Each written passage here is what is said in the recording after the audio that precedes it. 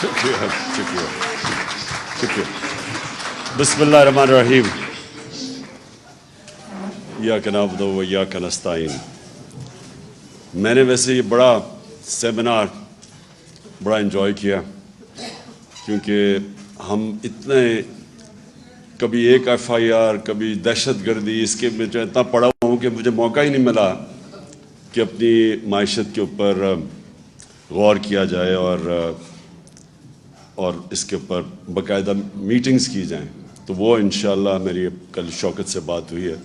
ہم نے ریگولر اب اپنی اکنامک ٹیم کی میٹنگز کرنی ہے، اور وہ میں بتاؤں گا کہ کیوں کرنی ہے. لیکن دیکھیں، ایک چیز تو اب واضح ہو گئی کہ جو بھی آگے گورنمنٹ آئے گی اس کے لیے وہ چیلنجز اب ان کو سامنا کرنا پڑے گا کہ ہم سمجھتے تھے جب 2018 میں ہم آئے تو بہت چیلنجز تھے. میں تو پہلی دفعہ گورنمنٹ میں تھا اور ہماری ٹیم بھی نہیں تھی، اور اوپر سے ایک تو معاشی کرائسس تھا. کرنٹ اکاؤنٹ ڈیفیسٹ کا مطلب یہ ہے کہ سارا وقت روپے پہ پریشر پڑا ہوا تھا، اور ایک یہ ہر روز دیکھتے تھے کہ اب روپے کو سٹیبل کیسے کرنا ہے. ریزروز ہمارے پاس تھے نہیں. باہر ملکوں نے یہ بالکل اسد نے بات ٹھیک کی کہ جو ہمارے دوست ملک تھے انہوں نے ہمیں بڑے مشکل وقت پہ انہوں نے ہماری مدد کی، جس سے تھوڑی سٹیبلٹی آئی. لیکن بڑا ایک ہر روز صبح پریشر ہوتا تھا کہ اب مارکیٹ کیا کہتی ہے کہ روپے اور اگر نیچے نہ گر جائے تو کیا کریں گے. لیکن اس کے علاوہ ایک پہلے دن سے جو اپوزیشن تھی وہ پہلے دن سے گورنمنٹ گرانے کے اوپر تلی ہوئی تھی. تو جو ابھی اسد نے بھی بات کی کہ دیکھیں، کبھی بھی آپ انویسٹمنٹ ایک ملک میں جس کی وجہ سے ویلتھ کریشن ہوتی ہے وہ آ ہی نہیں سکتی جب تک کہ پولیٹیکل انسرٹنٹی ہو. اور وہ پولیٹیکل انسرٹنٹی کریٹ کی گئی ہمارے اگینسٹ پلان کر کے. اور وہ صرف وہ اس لیے نہیں کہ وہ اس لیے نیسرلی نہیں کہ انہوں نے وہ سمجھتے تھے کہ ان کو پاور میں آنا چاہیے، وہ اس لیے کہ وہ ڈرے ہوئے تھے کہ میں احتساب کروں گا. ان کے اوپر کرپشن کے کیسز تھے. وہ سارا کوشش یہ کر رہے تھے مجھے بلیک میل کرنے کی کہ میں کسی طرح ان کو این آر او دے دوں. اور وہ پہلے دن سے نہ انہوں نے تقریر کرنے دی. مجھے پہلی دن اسمبلی میں نہ وہ تقریر کرنے دیتے تھے، شور مچا دیتے تھے. اور پھر ہر روز وہ کہ جی آج اکانومی گئی تو کل گئی، اور آج گورنمنٹ گئی اور پرسوں گئی. اور پھر وہ فضل الرحمان اپنا دھرنا لے آتا تھا. حالانکہ میں نے اس کو بڑا کہا کہ ہم انٹرٹین کا ہم کوئی نہ کوئی روڈ بلاکس نہیں کیے، ہم نے کوئی ایف آئی آرز نہیں کاٹی. میں نے تو اسے آفر کیا تھا کہ ہم تھوڑا کھانا پینا بھی تمہیں دے دیں گے جب تم دھرنا لے کے آؤ گے. اور پھر وہ اور ڈرانے کے لیے بلاول صاحب نے کام پہ ٹانگنے والا ٹور کر دیا گورنمنٹ گرانے کے لیے. کہنے کا مقصد میرا یہ ہے کہ سارا وقت پولیٹیکل انسرٹنٹی کریٹ کی گئی بلیک میل کرنے کے لیے. پارلیمنٹ چلنے نہیں دی. اور پھر یہ ٹائم فریم دیا کہ کیا یہ 3 مہینے میں اور 2 مہینے میں گئی، اور سازشیں ہو رہی تھی. وہ مجھے پوری اس کی رپورٹ تھی. پھر جب وہ کووڈ آیا تو وہ شہباز شریف جو بھاگ گئے تھے نواز شریف کے ساتھ، آپ کو یاد ہوگا کہ انہوں نے گارنٹی کر کے عدالت میں ایفیڈیوٹ دے کے اور وہ باہر بھاگ گئے تھے. تو اس نے آنا ہی نہیں تھا واپس، کیونکہ اس کا ایف آئی اے کا کیس تھا. بیٹا پہلے بھاگ گیا تھا. ان کو پتا تھا کہ وہ اوپن اینڈ شٹ کیس ہے. جب کووڈ آیا تو ادھر بھی ایک اپرچونٹی نظر آ گئی کہ اگر عمران خان لاک ڈاؤن لگاتا ہے تو ویسے اکانومی بیٹھ جائے گی، لاک ڈاؤن نہیں نکالتا تو ہاسپٹل بھر جائیں گے. تو وہ ون ون سچویشن تھا. وہ بھاگا بھاگا واپس آیا، منہ پہ وہ لگا کے کمپیوٹر کے سامنے بیٹھ گیا کہ میں اسپیشلسٹ ہوں، میں آ کے ٹھیک کروں گا ملک کو. اور وہ خاقان عباسی نے اسٹیٹمنٹ بھی دی کہ شہباز شریف کو موقع دو، اس نے ڈینگی کے اندر بڑا اچھا کام کیا تھا. تو وہ ایک 3.5 سال کا بڑا انریچنگ ایکسپیرئنس تھا، کیونکہ اتنا چیلنجنگ تھا کہ اس کے اندر میں نے سیکھا بہت کچھ. تو اس میں اکانومی بھی تھوڑی بہت سیکھ گیا، کیونکہ ہر روز ہمارے پاس بیٹھنا پڑتا تھا ٹیم کے ساتھ کہ اب یہ کرائسس ہو گیا اور فلانا کرائسس ہے. تو میں جو چیز سمجھاؤں وہ یہ کہ ہم نے کبھی بھی اپنے ملک میں سوچا ہی نہیں ویلتھ کریشن کا ایکسپورٹس بڑھا کے. یہ ایسٹ ایشین ٹائیگرز ہمارے سامنے نکل گیا آگے, اور وہ مجھے یاد ہے ہر دوسرے دن آتا تھا کہ میں جی پاکستان کو ایشین ٹائیگر بنا دوں گا, کوئی کہتا تھا. لیکن ایشین ٹائیگر تو بنا تھا ایکسپورٹس بڑھا کے. اور پھر چائنا کی بھی ساری جو گروتھ دیکھی انہوں نے کانسنٹریٹ کر کے ایکسپورٹس بڑھائی تھی. مجھے یاد ہے مہاتر محمد سے میں 20 سال پہلے ملا تو وہ مجھے بتا رہے تھے کہ ہم نے باقاعدہ ایکسپورٹس بڑھانے کے لیے پہلے ہم نے الیکٹرانکس کی اس کو کاٹیج انڈسٹری بنایا. گھروں کے اندر ہم نے چھوٹے چھوٹے اسمبلی پلانٹس لگائے. ادھر سے پھر ہم نے ڈیولپ کر کے آہستہ آہستہ وہ $80 بلین کی ان کی پرائمری ایکسپورٹس تھی پہلے ربر یا ٹن کی, وہ ساری انہوں نے الیکٹرانکس کے پورا انہوں نے اپنی اکانومی اٹھا دی. یہاں کبھی کسی نے کوشش نہیں کی. اور خاص طور پہ یہ جو پچھلے 5 سال میں ہمارے آنے سے پہلے آپ ذرا دیکھیں تو صحیح, وہ ابھی گراف جو شوکت نے دکھایا وہ ایکسپورٹ اسٹیگننٹ تھی. اور ایکسپورٹس اگر آپ کی بڑھ نہیں رہی تو ملک کا کیسے آگے بڑھ سکتا ہے؟ اور وہی ہوتا ہے, تھوڑی سی ہماری گروتھ ریٹ اوپر جانے لگتی ہے, کرنٹ اکاؤنٹ کے اوپر پریشر پڑ جاتا ہے, وہ پھر ہمیں IMF کے پاس جانا پڑتا تھا, اور اسی سائیکل میں ہم پھنسے ہوئے تھے. تو ہم نے آتے ساتھ ہی پھر جب کوشش کی ایکسپورٹس کے اوپر, اور بڑا زور لگایا ایکسپورٹس کے اوپر, اور پہلی دفعہ ایکسپورٹرز کو بلایا, کانسنٹریٹ کیا کہ ہم کیسے ان کی مدد کر سکتے ہیں. باہر بھی گیا میں, جتنے بھی دورے تھے تو میری پوری کوشش ہوتی تھی ہم اپنے ایکسپورٹرز کو ساتھ لے کے جائیں تاکہ ان کی کسی طرح ان کی مدد کریں, کہ اس کے بغیر تو کچھ نہیں ہونا تھا. دوسرا ہمارا اثاثہ اوورسیز پاکستانی ہے, کیونکہ میرا انٹریکشن ان سے بہت زیادہ ہے, اور مجھے انہوں نے سپورٹ جس کو کہتے ہیں فورن فنڈنگ,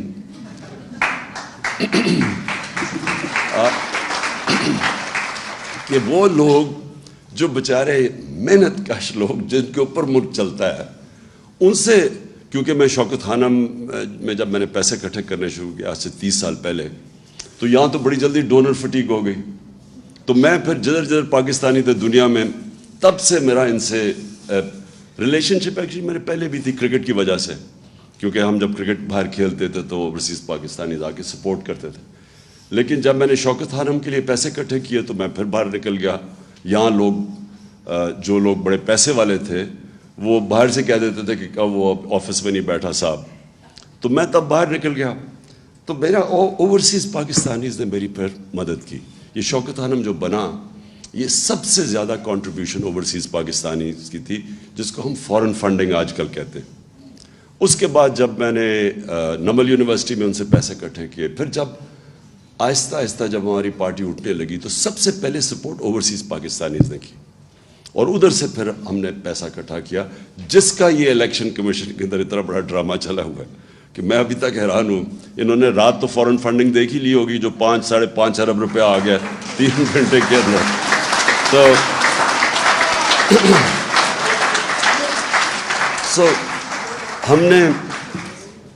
میں تب بھی جب میں اوورسیز پاکستانیز کو ملتا رہا تو میں نے ہمیشہ, میرے دل میں یہ تھا کہ ایک دن آئے گا کہ یہ پاکستان کو بیل آؤٹ کریں گے. IMF نہیں کرے گی, فرینڈلی ملک نہیں کریں گے, یہ کریں گے بیل آؤٹ. کیونکہ ان کے پاس جو پیسہ اس وقت جو ڈالرز پڑے ہیں, اگر ہم صحیح معنی میں اس کو ہم ٹیپ کر لیں, اور ہم نے کیا, ریمیٹنسز میں ہم نے بڑا زور لگایا اور ریکارڈ ریمیٹنسز آئی, اور ایکچولی اس کی وجہ سے ہم بچے رہے, کیونکہ انہوں نے 31 یا 32 ارب ڈالر بھیجا باہر سے, کبھی اتنا ایسا نہیں آیا تھا. اور یہ بھی تھوڑی سی ایفرٹ کی تھی ہمیں, کیونکہ ہم اتنے اور پرابلمز میں پھنسے ہوئے تھے. اب جو میں سمجھتا ہوں کہ یہ جو اب صورتحال جس بھی گورنمنٹ کو ملے گی, اس کو بڑا اب out of the box thinking کرنی پڑے گی. یعنی اس کو پاکستان کو ایسے چلانا پڑے گا جو اب تک ہم نے پاکستان کو نہیں چلایا. ہمیں اب وہ سٹیپس لینے پڑیں گے جو اب تک ہم نے وہ سٹیپس نہیں لیے. ہمیں پہلے سے, اب جو میری شوکت سے کل بات ہوئی تھی, اب پہلے سے ہمیں وہ تیاری کر کے آنی پڑے گی جو ہم نے 2018 سے پہلے نہیں کی. وہ کر بھی نہیں سکتے تھے, کیونکہ ہمیں پہلی پریزنٹیشن تو ملی جب میں پرائم منسٹر آفس میں تھا, تو مجھے تو پہلی دفعہ پتہ چلنا شروع ہوا کہ وابڈا میں کتنا حالات ہے, تو پینشنز اب کدھر تک پہنچ گئی ہیں. مجھے تو آئیڈیا ہی نہیں تھا ان چیزوں کا. میں وہ دیکھ رہا تھا کہ جب جو بائیڈن جب پریزیڈنٹ بنا تو 2.5 مہینے پہلے پریزیڈنٹ جب الیکٹ ہوا اور آفس میں گیا, 2.5 مہینے پہلے اس کو پریزنٹیشنز ہر ڈپارٹمنٹ نے دی. تو ان کی پوری ٹیم کی تیاری تھی, جیسے انہوں نے آفس سنبھالا تو ان کے پاس پوری سارا سمجھ تھی کہ کون سی ایریاز میں کیا انہوں نے کرنا. تو میں تو جب پہلی دفعہ آفس میں آیا تو پہلی دفعہ مجھے پریزنٹیشنز ملی کہ یہ کرنٹ اکاؤنٹ ڈیفیسٹ کتنا ہے, تو فلانا یہ ہے. تو اب ہم نے فیصلہ کیا ہم اب پوری اپنی اکنامک ٹیم بنائیں گے, اور وہ صرف یہی نہیں کہ اسیس کرے گی, لیکن اب وہ out of the box thinking کیا ہے. اور میں یہ کیوں کہتا ہوں کہ دیکھیں یہ تو کوئی اکنامکس نہیں ہے نا کہ آپ قیمتیں بڑھاتے رہیں اور پیسے اکٹھے کرتے رہیں. یہ تو کوئی اس میں کوئی جینیس نہیں چاہیے. وہ تو ایم کیو ایم بڑا اچھا پیسہ اکٹھا کر لیتی تھی بھٹا لے کے, وہ تو لوگوں کو پیسے بڑھا دیتے تھے نا. وہ جو دکاندار تھا وہ اپنی قیمت بڑھا دیتا تھا اسے جب پیسے لیتے تھے. تو یہ تو کوئی اکنامکس نہیں ہے. اکنامکس یہ ہے کہ ابھی ثاقب شرانی نے بڑی اچھی بات کی کہ دیکھیں سب سے پہلے آپ فیصلہ کریں کہ آپ نے اپنے انسانوں کو پروٹیکٹ کرنا ہے. آپ کا جو سب سے ونریبل سیکشن آف پاپولیشن ہے اس کو آپ نے کیسے بچانا ہے. اور یہ 2 پارٹیز یہ انہوں نے جو کیا 4 مہینے کے اندر, اس سے واضح ہو جانا چاہیے کہ ان کے ذہن میں کبھی بھی انسانیت ان کے ذہن میں نہیں آئی. ان کا صرف ذہن ہوتا ہے کہ پیسے کیسے بنانے اور کرسی پہ کیسے بیٹھنا اور اس کا فائدہ کیسے اٹھانا ہے. اگر یہ کرتے تو آپ مجھے یہ بتائیں کہ یہ 90s میں ان کی پارٹنرشپ چوروں کی لگی ہے اکٹھی. 90s سے یہ باریاں لے رہے ہیں.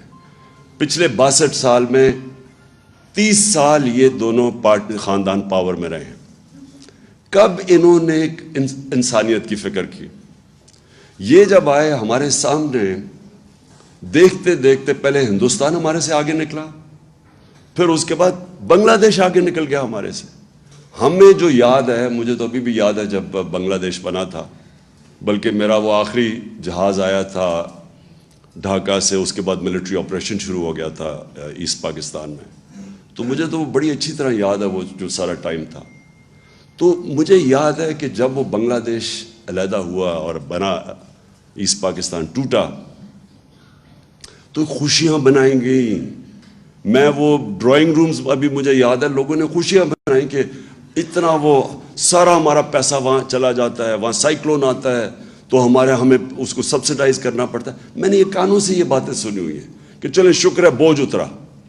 90s میں وہ آگے نکل گیا ہمارے سے, بنگلہ دیش ہمارے سے آگے نکل گیا. تو یہ 2 پارٹیز جب آئیں, ان کی دولت اوپر چلی گئی, ملک کے قرضے بھی بڑھ گئے, اور ملک کے اندر کبھی کوئی لانگ ٹرم پلاننگ نہیں ہوئی. آج چائنا کا سب سے بڑا سکسیس کیا ہے, وہ 15-20 سال کے پلانز بنائے ہوئے ہیں. یہاں اگر لانگ ٹرم پلاننگ ایک ہی چیز میں ریفلیکٹ کرتے تھے, انہوں نے کبھی ڈیمز نہیں بنائی. انہوں نے یہی نہیں سوچا بجلی بنانے کا کہ ہمیں فیول نہ امپورٹ کرنا. ایکسپورٹس بڑھ نہیں رہی تو ہمیں تو پہلے سے ہی سوچنا چاہیے تھا کہ وہ ہم بجلی اس چیز پہ بنائیں جو ہمیں امپورٹڈ فیول پہ نہ ہو. کوئی لانگ کلائمیٹ چینج, اب آج دیکھیں یہ کلائمیٹ چینج اتنی بڑی چیز ہے. میں نے جب 2013 میں ہم نے مل کے شروع کیا یہ بلین ٹری سونامی پختونخوا کے اندر, تو 2 سال تو یہ مذاق اڑاتے رہے ہمارا. اور مذاق اس لیے اڑا رہے تھے کہ ان کو کوئی کانسیپٹ ہی نہیں تھا کہ پاکستان کے اندر جو انگریز کے بنائے ہوئے تھے جنگل تھے وہی ختم ہو گئے. ہم بچپن میں جایا کرتا تھا اپنے بڑوں کے ساتھ شکار پہ, تو یہ بڑے بڑے جنگل تھے, چھانگا مانگا, کندیاں, میاں والی میں, یہ چیچا وتی میں بڑے جنگل تھے, وہ انگریز کے بنائے ہوئے. یہ چھوڑے کہ انہوں نے کچھ جنگل خود اگانے تھے وہ بھی ختم کر دیے.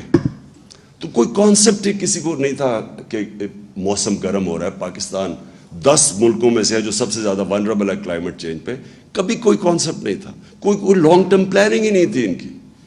اور پھر جب کووڈ آیا, میں ادھر سے شروع کریں, جب شہباز شریف آیا اور اس نے منہ پہ وہ لگا کے اور کمپیوٹر پہ بیٹھ گیا, انہوں نے کیا کہا, سب سے پہلے انہوں نے شور مچا دیا کہ عمران کو لاک ڈاؤن کرو پاکستان کا. ان کی سب کی سٹیٹمنٹس ہیں کہ عمران خان کے اوپر FIR کاٹ دو, یہ لاک ڈاؤن نہیں کر رہا. ان کی اسمبلی میں سٹیٹمنٹس ہیں. بلکہ انڈیا کی تعریفیں شروع کر دی, جو نریندر مودی نے وہاں کرفیو لگایا تھا اس کی تعریفیں کرنی شروع کر دیں گے, وہ دیکھو کتنا اچھا کام کر رہا ہے اور یہاں کوئی لاک ڈاؤن نہیں لگ رہا. کیونکہ انہوں نے کبھی غریب کا سوچا ہی نہیں ہے. میں بار بار ان سے پوچھوں کہ مجھے یہ بتاؤ کہ وہ دہاڑی دار کا کیا بنے گا. یہ اسد وہ NCOC میں تب یہ تھا, تو ہماری کیا آرگیومنٹس, کیا ہم ڈسکشن ہوتی تھی. پہلے تو آپ سوشل ڈسٹینسنگ کی بات کر رہے ہیں, ہمارے یہاں کچی آبادیوں کے اندر 10-10 8-8 لوگ ایک کمرے میں ہیں, وہ کدھر سوشل ڈسٹینسنگ ہوگی. پھر وہ جو دہاڑی دار ہے وہ اگر تنخواہ اگر پیسے نہیں کماتا, چھابڑی والا ہے, وہ کیسے اپنے بچوں کو پالے گا. میں کہتا رہا نہ لاک ڈاؤن لگاؤ بلکہ پارشل لاک ڈاؤن لگاؤ. وہ سندھ میں وہ مراد علی شاہ نے وہاں لاک ڈاؤن لگا دیا, اور 2 ہفتے کے بعد کوئی گاڑی جاتی تھی غریب علاقوں میں, اٹیک ہو جاتا تھا اس کے اوپر, بھوکے لوگ تھے سارے. اس نے پھر ڈر کے پھر میرے کندھے پہ بندوق چلائی. اس نے کہا اچھا اب آپ کہہ رہے ہیں تو ہم لاک ڈاؤن ہٹا رہے ہیں, کیونکہ وہ ڈرا ہوا تھا کہ اگر وہ ہاسپٹل میں زیادہ لوگ آ گئے تو پھر میرے اوپر وہ بلیم کرے گا. لیکن میں صرف اسے ایک مینٹل ایٹیٹیوڈ آپ کی بتانا چاہتا ہوں کہ ان کے کبھی بھی ذہن میں عام آدمی نہیں تھا. انہوں نے سوچا ہی نہیں کہ عام آدمی کیسے گزارا کرے گا. دہاڑی دار ہے, یہ ہے, کتنے لوگ ہیں. ہمارا جو لیبر ہے وہ زیادہ تر تو انفارمل سیکٹر میں ہے, اس کی تو کوئی رجسٹریشن ہی نہیں ہے, تو آپ کیسے ان کی مدد کریں گے. اس لیے مجھے کہتے ہیں جی وہ دیکھو چائنا نے کیا کیا تھا. ووہان سٹی میں جب چائنا نے لاک ڈاؤن لگایا تھا, ایک گھر پہ کھانا پہنچایا تھا انہوں نے, تو ہمارے پاس تو تھا ہی نہیں. تو لہٰذا جب ہم اس ساری چیز سے نکلے, میرا ایمان اللہ میں ہے کہ وہ ہمیشہ جب ایک غریب کی آواز بھی سنتا ہے, اس کی دعا بھی سنتا ہے, اس کی تکلیف بھی سنتا ہے. وہ جب آپ اپنے لوگوں کو کرش کرتے ہیں, سوچتے ہی نہیں ہیں اب IMF یہ کہہ رہا ہے تو چلو یہ کر دو. انہوں نے آتے ساتھ ہی جتنے سٹیپس اٹھائے ہیں, ایک دفعہ مجھے بتائیں کہ ایک عام آدمی ان کی ذہن میں فیچر کیا ہے کہ آج یہ ابھی جو فگرز بتائی ہیں ثاقب نے, جو کہ 45% اگر کنزیومر پرائس انڈیکس, میننگ کہ وہ کھانے پینے کی چیزیں جو عام آدمی کو افیکٹ کرتی ہیں, جو بجلی ہے جو عام آدمی کو افیکٹ, انہوں نے سوچا کہ اس کے اوپر کیا گزر رہی ہے. یہ صرف اور صرف سوچ رہے ہیں اپنی, صرف میں آپ کو آج بتاتا ہوں کیا سوچ رہے ہیں. انہوں نے NRO کیسے لینا ہے, اپنی کرپشن کیسز کیسے ختم کرنے ہیں, انہوں نے کیسے اب یہ عام آپ مارکیٹ میں چلے جائیں, ان کے وزیر لگے ہوئے ہیں پیسے بنانے کے لیے, ان کو کوئی فکر نہیں ہے. ان کے ذہن میں بھی نہیں آ رہا کہ عام آدمی کے اوپر آج کیا گزرے گی جو انفلیشن ہے. سم اپ میں یہ کرتا ہوں, ہمارے جو اب چیلنجز ہیں بڑے چیلنجز ہو گئے ہیں پاکستان کے لیے, جو اب ہمیں سوچنا ہوگا کہ ہم نے اب کیسے کیا سٹیپس لینے ہیں. انشاءاللہ اگر ہماری حکومت آتی ہے تو وہ ہمیں وہ سٹیپس لینے پڑیں گے جو آج تک پاکستان میں کسی نے نہیں لیے. وہ واقعی وہ بڑے فیصلے کرنے پڑیں گے جو ابھی تک ہم نہیں کرتے. ہم کسی نہ کسی اپنی گورنمنٹس بچانے کے لیے پیچھے ہٹ جاتے ہیں.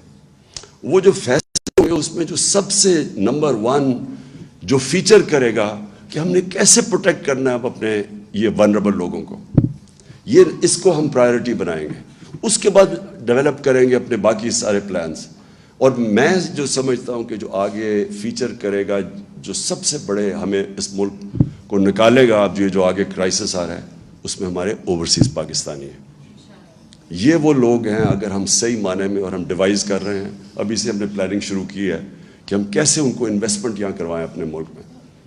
کیا چیز, کیونکہ انویسٹمنٹ کا سب سے بڑا پرابلم پاکستان میں کیوں ہمارے دور میں ہم نے, اور بلکہ انویسٹمنٹ آ رہی تھی لیکن رکاوٹ کیا تھی کہ جی اب گورنمنٹ جا رہی ہے تو 2 ہفتے میں جا رہی ہے, 3 ہفتے میں جا رہی ہے, اب دھرنا ہے. اس کی وجہ سے ایک انسرٹنٹی کریٹ کی ہوئی تھی. تو پولیٹیکل سٹیبلٹی سب سے پہلے بہت ضروری ہے, اور اس کے بعد اوورسیز پاکستانی ہماری پرائیورٹی ہونی چاہیے کہ ان کو ہم کیسے ڈرا کر سکتے ہیں کہ جو ہمارا کرنٹ اکاؤنٹ ڈیفیسٹ بڑھ جاتا ہے, اس کو ہم کیسے اس انٹرم پیریڈ میں کور کریں. میں نے 2 بڑے پروجیکٹ سوچے تھے اور دونوں اوورسیز پاکستانی اس کے لیے تھے. ایک ابھی جو راوی سٹی, ایک نیا شہر, کیونکہ وہ سب سے زیادہ اس میں اوورسیز پاکستانیز کا انٹرسٹ تھا. دوسرا ایک بنڈل آئلینڈ ہے کراچی میں, بالکل وہ پڑا ہوا ہے ایسے ہی, سارا سیوریج جا رہا, یعنی وہ کوئی بیکار جگہ ہے. ادھر سے ہم نے پوری پلاننگ کر لی, بڑے انویسٹرز آ رہے تھے, دبئی سے بڑے کنسورشمز آ رہے تھے اس کے اندر انویسٹ کرنے. دونوں سیبوٹاج کیے گئے. بنڈل آئلینڈ ہم کام شروع کرنے لگے, سندھ گورنمنٹ نے NOC وڈرا کر لیا. یہاں جو راوی سٹی تھی اس میں ہمیں بڑے بڑے انویسٹرز آ رہے تھے, بلینز آف ڈالرز آ رہے تھے ہماری انویسٹمنٹ کے لیے. 11 مہینے ایک جج نے اسٹے آرڈر دے دیا, روک دیا پروجیکٹ اس نے. 11 مہینے. اور ہمیں پتہ ہے کدھر سے پریشر تھا. پریشر سارا یہ ہاؤسنگ سوسائٹیز کا تھا جو ایک بہت بڑا مافیا بن گیا. انہیں پتا تھا کہ اگر نیا پورا شہر اوپر چلا جائے, ماڈرن سٹی بن جائے, تو یہ جو ریل اسٹیٹ, یہ جو سارا اس وقت بہت بڑا اسکیم بھی ہیں اس کے اندر, ان کو ڈر تھا کہ وہ رک جائیں گے, ان کی پراپرٹیز یعنی لوگ ادھر انویسٹ کریں گے. انہوں نے بیٹا 11 مہینے اسٹے آرڈر. اور میں اس لیے کہہ رہا ہوں کہ اس کے اندر ہمارے پاس بلینز آف ڈالرز آ جا رہے تھے جو کور کر دیتے. یہ جو کموڈیٹی سپر سائیکل کرونا کی وجہ سے ساری دنیا میں آیا ہوا تھا, میرا خیال تھا کہ ہم وہ گیپ تب تک کور ہم رائڈ کر دیں یہ پیریڈ جب کہ یہ کموڈیٹی سپر سائیکل نیچے جائے گا. تو میں وہ انفارچونیٹلی انہوں نے سیبوٹاج کیا. لیکن میں ابھی بھی سوچتا تھا کہ ہمیں یہ نہ سازش کے تحت ہمیں ہٹاتے تو ہم اس کو اس طرح رائڈ کرتے, کیونکہ ابھی بھی روڈا چل پڑا تھا تب, تو اس میں ہمارے پاس پیسے آ جا رہے تھے. تو آخر میں سمجھتا ہوں کہ انشاءاللہ یہ طریقہ جو آنے والا وقت ہے, اس میں ہمیں نمبر 1 اپنے عام آدمی کی اب بچانا ہے اس کو. یہ جو مہنگائی آ رہی ہے اور اس کے بعد یہ جو افیکٹس بدقسمتی سے آئیں گے فلڈز کی وجہ سے, تو ہم نے اس کو پروٹیکٹ کیسے کرنا ہے, اس کے لیے بھی out of the box thinking ہمیں کرنی پڑے گی. اور جو پرابلمز آئیں گے اور جو ہمارے کرنسی کے اوپر پریشر پڑیں گے, وہ انشاءاللہ ہم اب ڈیوائز کر رہے ہیں طریقے کہ کیسے ہم اوورسیز پاکستانیز کو انویسٹمنٹ کروائیں گے پاکستان میں, ان کے لیے بھی ون ون سچویشن ہو اور ہمارے ملک کو بھی یہ مشکل وقت سے نکال دیں. شکریہ جی.